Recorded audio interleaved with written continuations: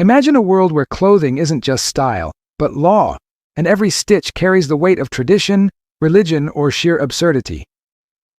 In 17th century France, women could be fined for showing ankles, while in parts of Japan, showing a bit of belly could spark scandal. From crowns laced with human hair to robes dyed in forbidden colors, civilizations have created rules so bizarre, they blur the line between devotion and madness.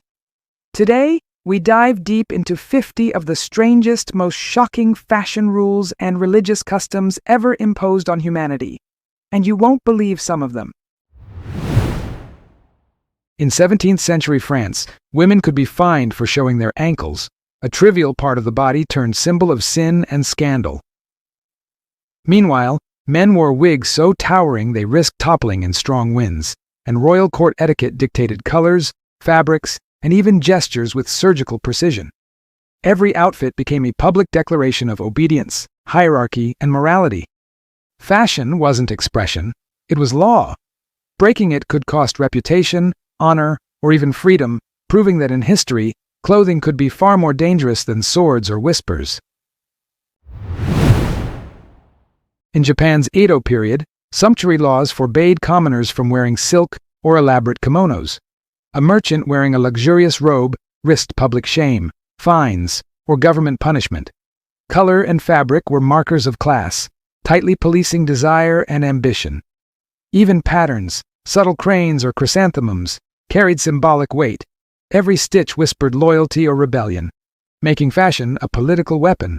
Beauty, elegance, and personal choice were luxuries reserved for the elite, while ordinary citizens navigated a silent battlefield of thread, texture, and eye-catching restrictions.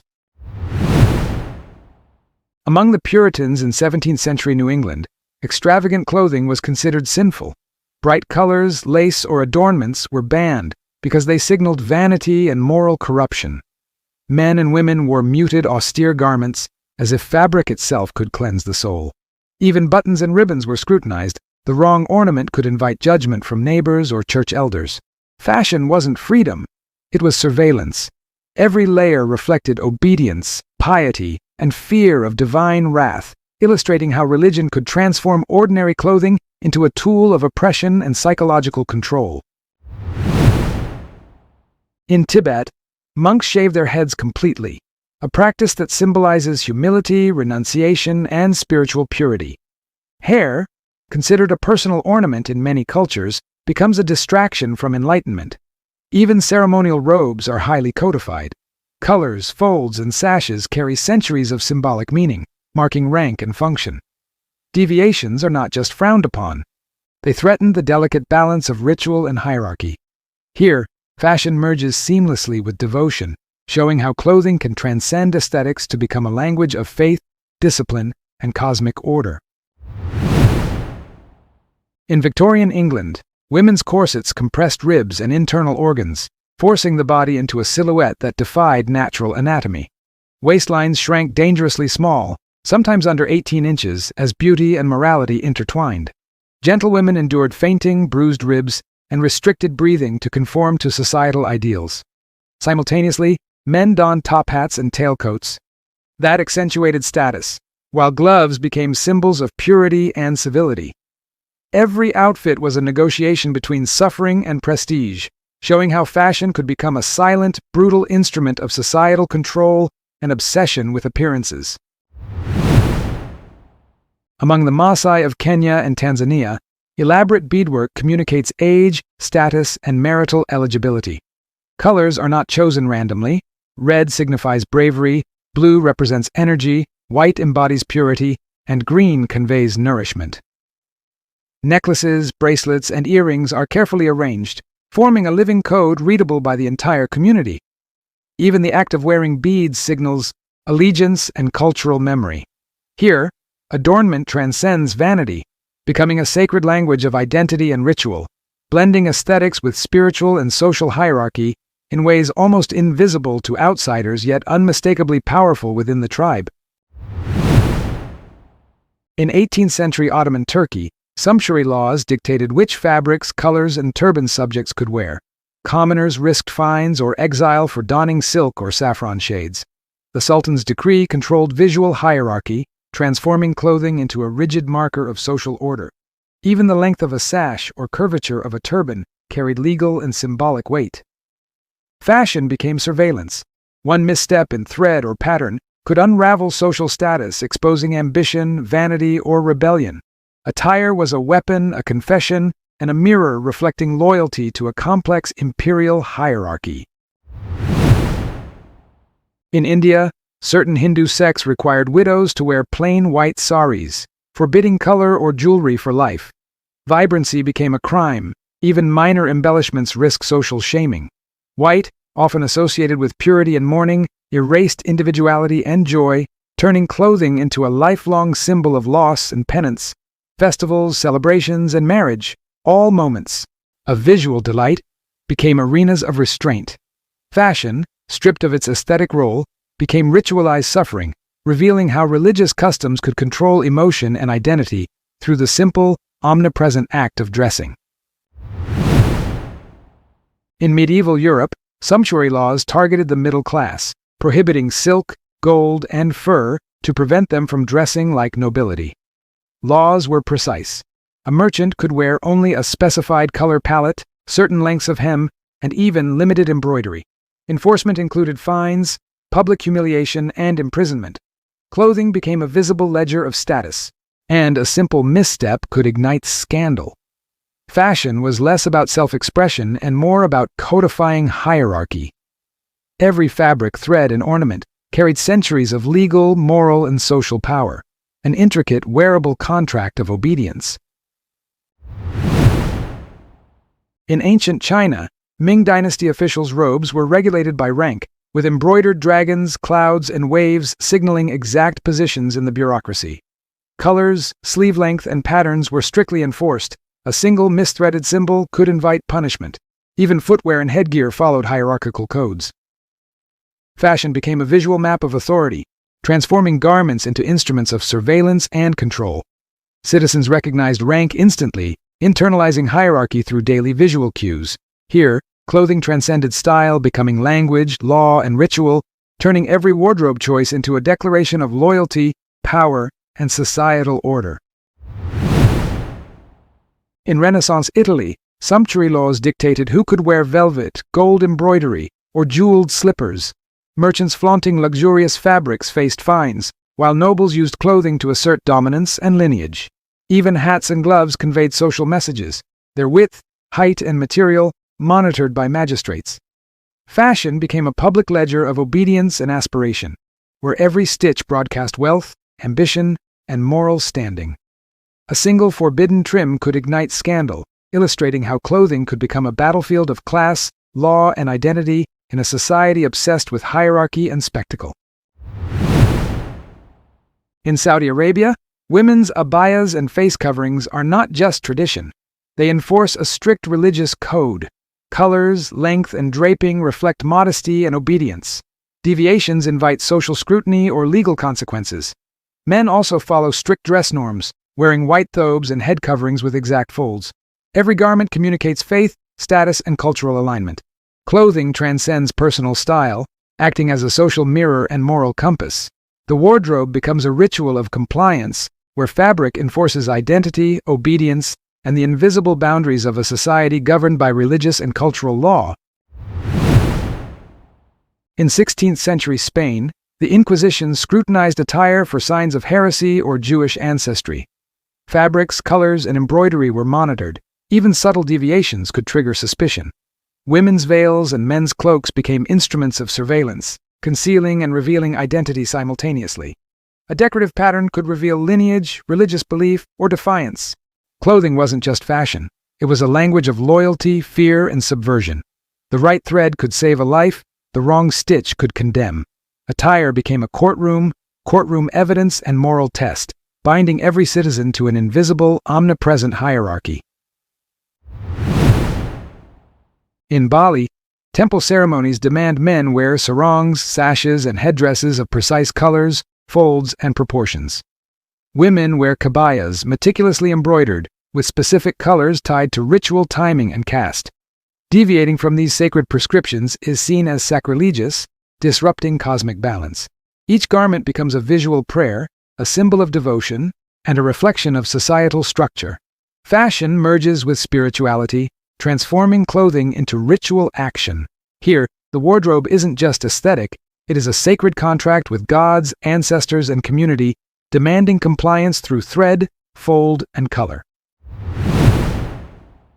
In medieval England, sumptuary laws punished the commonalty for wearing furs, gold, or imported fabrics reserved for nobility. Even partial adornments like jeweled pins or silk ribbons could incur fines. Color, pattern, and material became codified markers of social hierarchy, visually reinforcing power structures. Citizens internalized these rules, policing themselves and neighbors, turning fashion into a silent social surveillance network. Every garment, down to gloves or hose, was an assertion of obedience, loyalty, or ambition. Clothing became law, morality, and identity woven into fiber, illustrating how aesthetic choices were weaponized across society. In traditional Maasai culture, warriors wear ochre-dyed red shukas and intricate bead necklaces to signify courage, age, and marital status. Even minor variations in pattern or color signal rank, clan, or achievement. Every piece of jewelry is deliberate, carrying centuries of social and spiritual meaning. These adornments communicate non-verbally across communities, enforcing norms and hierarchy. Fashion is not decoration, it is declaration, identity, and ritual. A misplaced bead or unapproved color can disrupt social reading. Here, attire becomes a living language where beauty, power, and allegiance coexist in every fold, knot, and hue. In Victorian India, British colonial officers enforced dress codes among locals to distinguish rulers from subjects. Certain fabrics, colors, and jewelry were reserved for elites, others were forbidden. These rules criminalized cultural expression, transforming traditional clothing into legal and political instruments. Even turbans, embroidery, and footwear carried encoded messages of allegiance and hierarchy. Fashion became a tool of control, policing identity and loyalty through aesthetics. Every citizen's attire functioned as a public transcript of obedience, illustrating how colonial powers weaponized clothing to enforce submission, erase individuality, and maintain visible, permanent hierarchies. In ancient Egypt, priests wore linen robes of specific lengths, colors, and ornamentation, with collars and belts symbolizing divine favor. Commoners imitated only within strict limits. Transgression could provoke social and religious repercussions.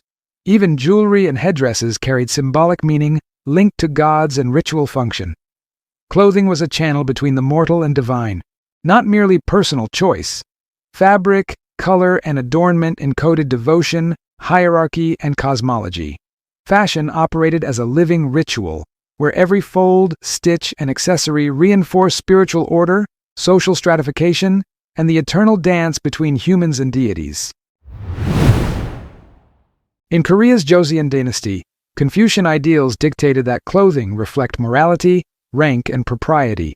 Officials' robes bore intricate embroidery denoting position. Women's hanboks followed strict rules of color, sleeve length, and skirt volume. Even headgear and hairpins communicated social station. Deviating from these norms risked censure or ostracization. Fashion became an omnipresent surveillance system, codifying ethics, hierarchy, and gender roles. Clothing transcended aesthetics, serving as a moral compass and societal regulator. Each citizen's attire was a visual contract with authority, reflecting obedience, status, and adherence to centuries of philosophical, political, and cultural law. In 18th century Russia, Peter the Great banned traditional beards and imposed Western-style clothing on nobility, using fashion to enforce modernization. Nobles who resisted were fined or humiliated publicly, their attire transformed into a tool of political compliance. Colors, cuts, and accessories were tightly monitored, merging style with power. Even ordinary citizens were pressured to conform, making clothing a battlefield of authority and identity. Fashion became law, morality, and ideology intertwined. Each garment was a negotiation between obedience, image, and survival, demonstrating how rulers weaponized attire to rewrite culture and control entire societies. In the Ottoman Empire, women of the harem were forbidden from wearing certain colors or patterns without the sultan's permission. Fabrics, silks, and even jewelry were closely regulated to signify rank and allegiance. A single forbidden trim could ignite jealousy or punishment, making attire a weapon of court politics. Every garment communicated loyalty, hierarchy, and desire. Fashion transcended aesthetics, becoming a silent language of power, submission, and strategy, where threads and folds dictated lives, determined influence, and enforced a rigid, almost theatrical social order. In 17th century England, Quakers rejected ornamental clothing entirely, embracing plain dress as a moral statement. Bright colors, lace, or ribbons were sinful distractions from virtue. Even hats and buttons were scrutinized. Fashion became a visible testament of piety, humility, and resistance to worldly excess. Non-compliance invited criticism or shunning. Clothing was transformed into a moral battleground where personal taste was suppressed and simplicity enforced spiritual obedience. Every garment was a silent sermon, demonstrating that in some cultures, fabric could dictate ethical behavior, social belonging, and religious fidelity. In Japan, Shinto priests wear robes, sashes, and headdresses that strictly follow centuries-old patterns. Colors, folds, and ceremonial accessories are not decorative. They encode spiritual hierarchy and ritual significance. Mistakes in draping or ornamentation disrupt sacred ceremonies and cosmic balance. Fashion becomes a visual scripture, translating devotion into precise textile form.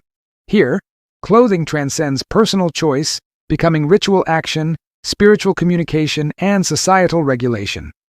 Every fold, stitch, and color carries centuries of symbolic weight, teaching that in some cultures, garments are living instruments of faith, identity, and cosmic harmony. Among the Himba people of Namibia, women cover themselves with otjiza paste, a mixture of butterfat and ochre, both for beauty and cultural significance. Hair is styled into intricate braids, signaling age, marital status, and social role. Every texture, color, and ornament communicates identity within the tribe. Clothing and adornment transcend aesthetics, acting as living cultural text readable by every member. Deviations from prescribed styles disrupt social interpretation, potentially causing offense or confusion. Fashion here is an immersive language, blending ritual, beauty, and societal structure into a visible code of life and identity. In Mughal India, emperors mandated court dress that reflected rank, allegiance, and loyalty. Silk, velvet, and gold embroidery were reserved for the elite, while specific colors communicated authority and lineage. Accessories, turbans, and shoes adhered to strict prescriptions. Violating these norms could result in public humiliation or political consequences. Fashion became law, aesthetics weaponized to enforce hierarchy and obedience. Clothing turned into a silent ledger of power, wealth, and morality, illustrating how rulers manipulated threads, patterns, and colors to codify social order and control identity across an entire empire. In medieval Japan, samurai armor wasn't just protection. It encoded status, clan allegiance, and spiritual symbolism. Helm crests, colors, and patterns distinguished warriors on the battlefield and in ceremonies. Even minor deviations in lacquer, fabric, or cord placement could signal disrespect or incompetence. Fashion became martial communication, blending aesthetics with ritual, hierarchy, and identity. Every strap, fold, and color spoke volumes about loyalty, honor, and social rank. Attire was simultaneously functional, symbolic, and prescriptive, showing that in some societies, clothing could enforce obedience, reveal inner character, and encode centuries of cultural memory. In ancient Rome, only senators could wear the broad purple-striped toga, a symbol of political and social rank. Ordinary citizens wearing it risked exile or fines. Even the width of stripes, fold placement, and color saturation conveyed authority and hierarchy. Clothing became a visual lexicon of power, morality, and civic order. Every garment reflected obedience, ambition, and social awareness. Fashion wasn't mere decoration. It was a weapon, a warning, and a declaration. In Rome, thread and color were law, intertwining identity, privilege, and societal surveillance in a single flowing fabric. In the Maasai culture, warriors are required to wear red shukas and elaborate beadwork during initiation rituals. Colors, patterns, and bead arrangements signify age, achievements, and community role. Even a misplaced bead can confuse social interpretation or disrupt ritual meaning. Adornment is not optional. It is a sacred obligation, a nonverbal language communicating identity and allegiance. Fashion becomes ritual, social code, and spiritual practice intertwined. Every strand, fold, and hue conveys centuries of tradition, demonstrating that clothing can function as living scripture, signaling devotion, status, and cultural continuity in highly codified societies. In Tibet, monks' ceremonial robes follow precise patterns, colors, and folds reflecting rank, lineage, and spiritual function. A single misaligned sash or incorrect color threatens ritual integrity and cosmic balance. Clothing becomes a visible manifestation of devotion, hierarchy, and discipline, where every thread embodies centuries of religious philosophy. Even daily attire signals spiritual progression and community role. Here, fashion is ritualized obedience, a living instruction manual, and a bridge between mortal and divine. Every garment carries ethical, symbolic, and spiritual weight, illustrating how clothing can become a language of faith and societal order. In 19th century France, Marie Antoinette's court dictated that women's hairstyles reach fantastical heights, adorned with feathers, jewels, and miniature ships. Men's powdered wigs, lace, and embroidered coats mirrored this extravagance. Fashion became political theater, status signaling, and social weapon. Deviating from these rules risked ridicule, exclusion, or scandal. Clothing was less personal expression and more public statement, binding nobles to rigid hierarchies. Every ornament, fold, and color broadcast obedience, ambition, and taste. Here, fashion functioned as law, spectacle, and survival strategy, transforming vanity into a codified, almost lethal instrument of power. In 18th century France, men of high society were required to wear knee breeches, silk stockings, and elaborately embroidered coats. Even shoe buckles and wig curls were regulated by law and etiquette. Missteps invited ridicule, fines, or social exile. Fashion became a public ledger of wealth, taste, and obedience to hierarchy. Every fold, trim, and accessory broadcast status, ambition, and conformity. Clothing transcended personal style, functioning as law, ritual, and social scoreboard, showing how every thread and stitch could dictate one's acceptance, reputation, and survival within the rigid structures of aristocratic society. In India, Jain monks practice complete non-attachment, including to clothing. Some sects wear simple white robes, while others, the Digambaras, go nude, symbolizing ultimate renunciation. Clothing, or absence of it, is a spiritual statement, reflecting humility, detachment, and the rejection of material desire. Even minor adornments are avoided to maintain purity of action and thought. Fashion becomes an extension of morality and spiritual discipline, where fabric embodies ethical philosophy. Here, attire, or its deliberate omission, transforms identity, communicates devotion, and enforces a rigorous code of religious obedience, visible to both self and community. In Victorian England, mourning attire was codified with almost obsessive precision. Widows wore black crepe for years, layered jewelry minimized, veils drawn, and fabrics heavy with symbolism. Social interactions, even gestures, were judged according to adherence to these rules. Clothing became both armor and prison, expressing grief, status, and morality simultaneously. Fashion transcended beauty, acting as a rigid social contract. Every fold, fabric, and accessory carried psychological, cultural, and religious weight, showing how attire could dictate behavior, enforce emotion, and police conformity in societies obsessed with visible codes of decorum and ritual. Among the Himba of Namibia, women cover their skin with ojai's paste made of butterfat and ochre, signaling age, marital status, and beauty. Hair is intricately braided according to personal and societal milestones. Every hue, braid, and texture conveys lineage, achievement, and social role. Fashion is inseparable from identity, ritual, and cultural literacy. A misstep can disrupt interpretation or offend elders. Clothing and adornment act as a living language, communicating history, status, and social compliance. Here, garments and body modification become sacred, aesthetic, and deeply codified expressions of human connection and tradition. In the Ming Dynasty of China, officials wore robes embroidered with dragons, clouds, and waves, indicating rank, duty, and allegiance. Colors, sleeve length, and accessory placement were strictly enforced. Deviating from these rules invited punishment, humiliation, or loss of status. Clothing became law, a visible transcript of hierarchy and loyalty. Every stitch broadcast power, obedience, and identity, transforming fashion into ritualized social control. The wardrobe was simultaneously personal and political, teaching that, in some societies, threads, patterns, and colors were instruments of governance, communication, and enforcement, intertwining aesthetic, moral, and legal codes. In ancient Japan, samurai armor reflected rank, allegiance, and spiritual symbolism. Helm crests, lacquer, cords, and color patterns were codified. Even minor deviations signaled disrespect or incompetence. Fashion became martial communication, blending function, hierarchy, and ritual. Every strap, fold, and hue spoke of loyalty, honor, and social rank.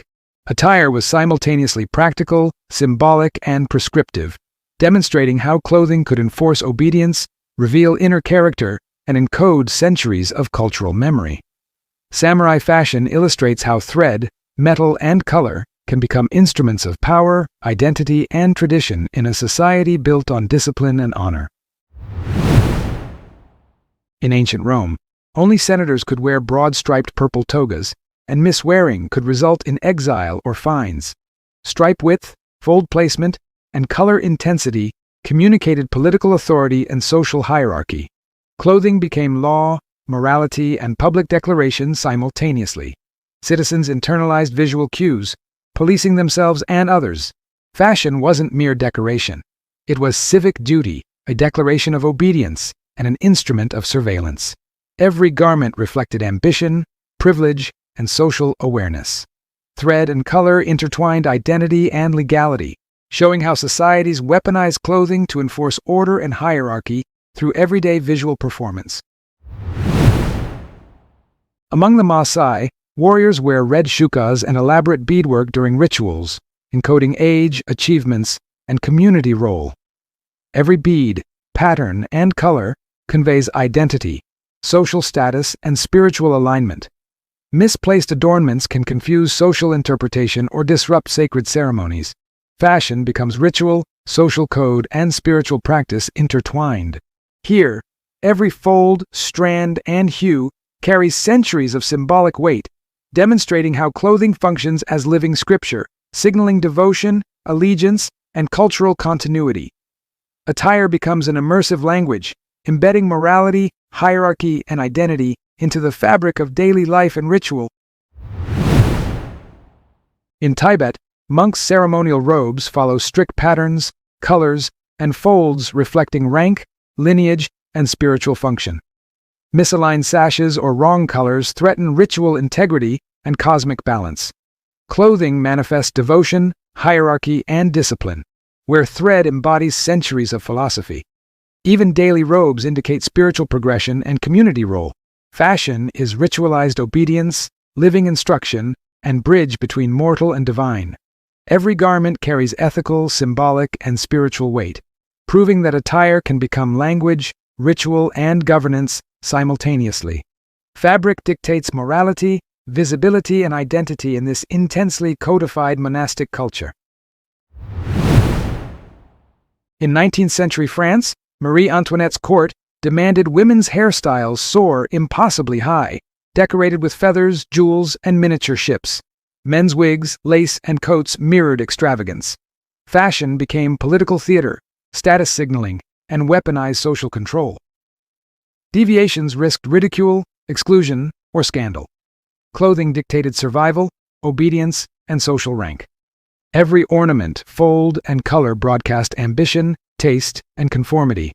Fashion functioned as law, spectacle, and survival tool, transforming vanity into codified power.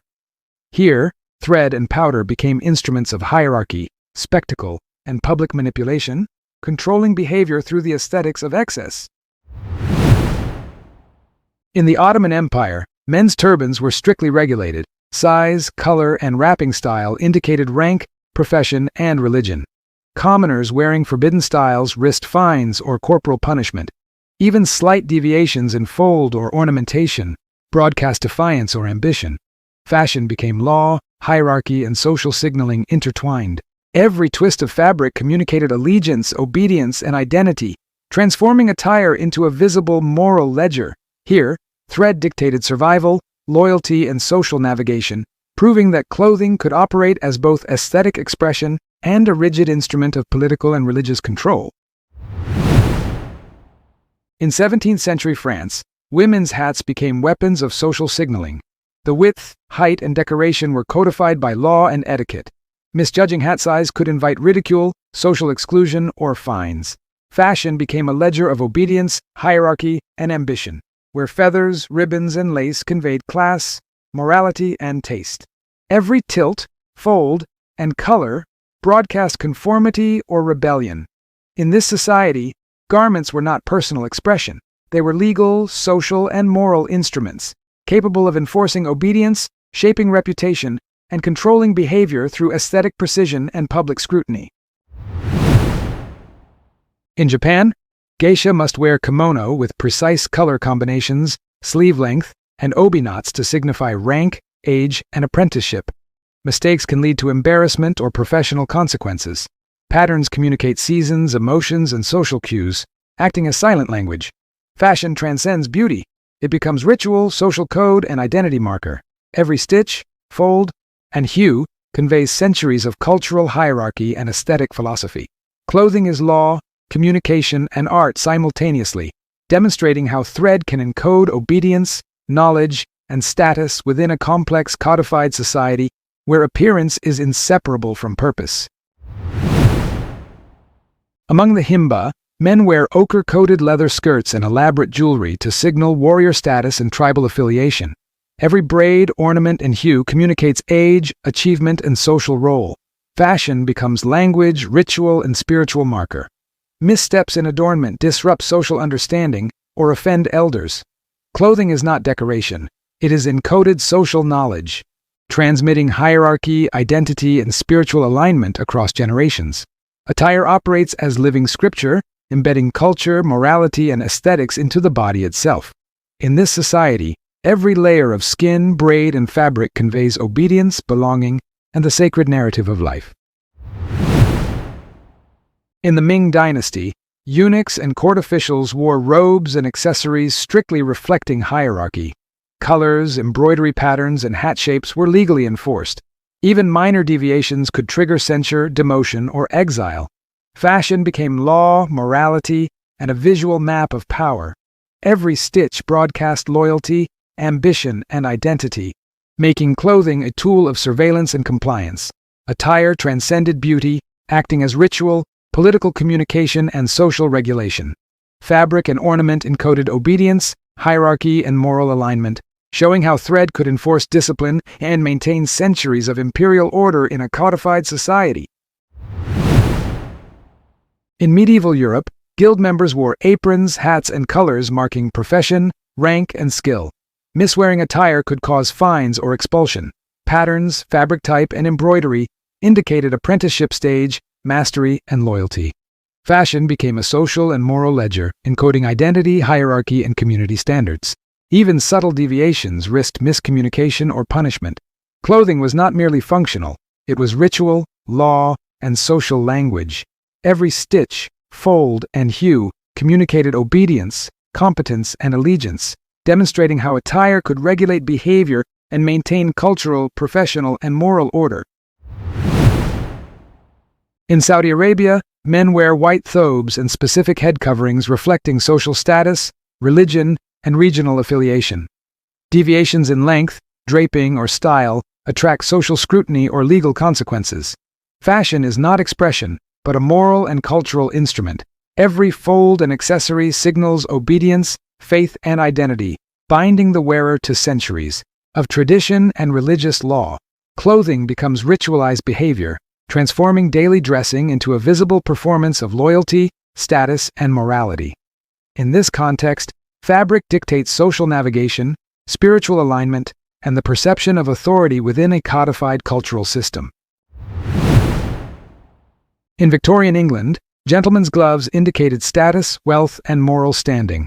Length, color, and fabric were strictly monitored. Improper gloves signaled impropriety or ambition. Women's mourning gloves followed elaborate codes, communicating grief, wealth, and social conformity. Fashion became law, morality, and social contract intertwined. Every fold, stitch, and hue broadcast obedience, allegiance, and hierarchy. Clothing transcended aesthetics, operating as surveillance, ritual, and psychological control. Fabric dictated behavior, status, and perception, showing that in some societies, threads, textures, and colors were instruments of social regulation and moral authority, not mere decoration. In ancient China, empresses wore robes embroidered with dragons, phoenixes, and clouds denoting rank, virtue, and authority. Colors, sleeve length, and ornamentation were legally enforced. Minor errors could invite censure or removal. Clothing became ritual, law, and political communication simultaneously. Every thread signaled loyalty, hierarchy, and identity, transforming fashion into living bureaucracy. Attire transcended decoration, encoding obedience, morality, and status in visible form. Fabric, pattern, and fold dictated perception, behavior, and influence, demonstrating how royal garments could wield authority, enforce hierarchy, and transmit centuries of cultural and spiritual knowledge. In France, the court of Louis XIV mandated extravagant wigs, powdered to perfection and ornamented with lace and jewels. Men's coats, cuffs, and shoes mirrored this rigidity. Deviations invited public ridicule, fines, or exclusion. Fashion became law, spectacle, and political instrument, where every curl, fold, and ornament conveyed obedience, ambition, and hierarchy. Clothing transcended personal expression, functioning as ritual, social communication, and control. Here, thread and powder dictated survival, status, and influence, showing how aesthetics could be weaponized to enforce hierarchy, manipulate perception, and codify morality across an entire aristocratic society.